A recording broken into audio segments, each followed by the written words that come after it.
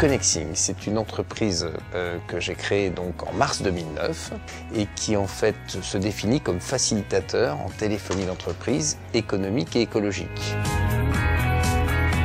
Connexing, aujourd'hui, c'est 9 millions d'euros de chiffre d'affaires, répartis 8 pour la France, 1 pour le Benelux, une implantation à Bruxelles et demain une implantation à Milan et à Madrid. C'est au total 32 personnes. Ça va bien? Ça va. Nous sommes le seul acteur en France à être en mesure de recycler des téléphones puisque nous sommes en mesure de racheter des téléphones et des infrastructures complètes qui sont obsolètes pour les uns, que l'on fait en fait par un centre extérieur technique partenaire reconditionné au plus près du neuf et que nous revendons pour une seconde vie auprès d'autres entreprises en les faisant payer 20 à 50% moins cher que des téléphones neufs équivalents.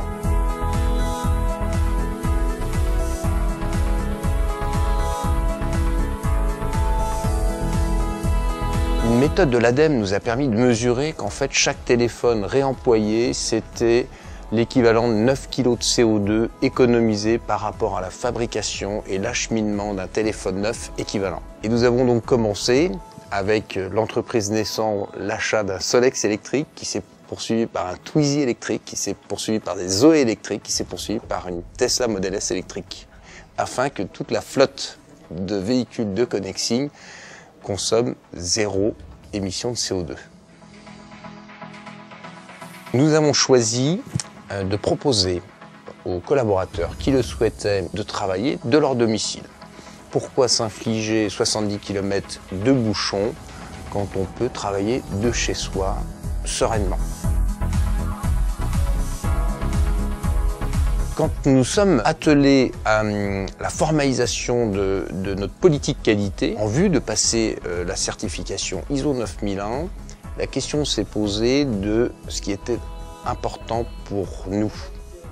Et ce qui est apparu, en premier lieu, c'était la satisfaction des clients, c'était le bien-être des collaborateurs et la préservation de l'environnement.